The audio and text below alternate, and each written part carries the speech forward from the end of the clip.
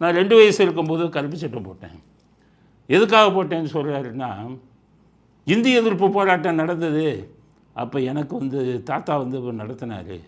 எனக்கு அவர் கருப்பு சட்டை போட்டு விட்டாங்க அப்படின்னு பெருமையாக சொல்கிறார்.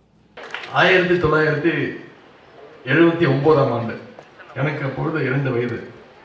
கலைஞருடைய கோபாலபுரம் வீட்டு முன்பு முத்தமிழ் கலைஞர் அவர்கள், நம்முடைய முதலமைச்சர் அவர்கள், அவருடைய கையில் 2 வயது குழந்தையாக ஒரு குழந்தை இருக்கும். நான் தான் அந்த குழந்தை. அது இந்தி திணிப்பை எதிர்த்து நடந்த ஒரு போராட்டத்தில் கருப்பு சட்டை அணிந்து கொண்டு நான் பங்கேற்றேன். இன்றைக்கி இருக்கிறவங்க பழைய கதையை நான் ஒன்றா சொல்கிறேன். இந்திய எதிர்ப்பு போராட்டம் எப்போ நடந்தது?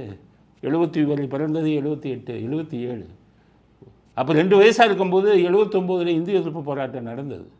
அது ஏன் நடந்ததுங்கிறதுலாம் இன்றைக்கி தலைமுறை நீங்கள் தெரிஞ்சுக்கணும். எவ்வளவு ஏமாற்று வேலைகளை பண்ணியிருக்காங்க திமுக.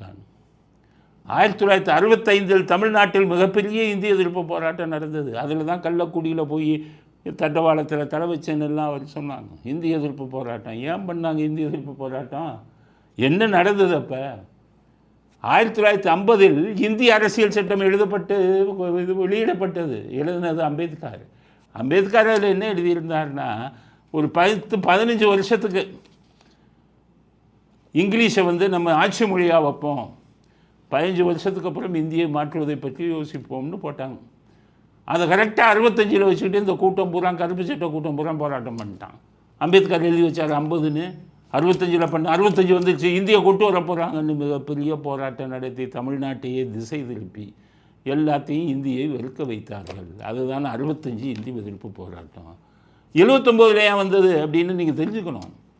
மொரார்ஜி தேசாய் ஒரு பிரைம் மினிஸ்டராக இருந்தார் 79. ஒரே ஒரு வார்த்தை சொன்னார் ஜனவரி 79. உண்மையான தேசபக்தர்கள் இந்தி கற்க வேண்டும்னார். இதில் என்ன தப்பு சொல்லுங்கள்? இன்றைக்கி தலைமுறை கேட்குறேன், 3ஆம் தலைமுறை, 4ஆம் உதயநிதியோட 3ஆம் தலைமுறை, இன்றைக்கி இருக்கக்கூடிய 4ஆம் தலைமுறைகிட்ட கேட்குறேன், நீங்கள்லாம் எத்தனை பேர் சிபிஎஸ்சியில் இன்றைக்கி ஹிந்தி படிக்கிறீங்க? நீங்கள்லாம் இன்னும் குற்றவாளிகளா?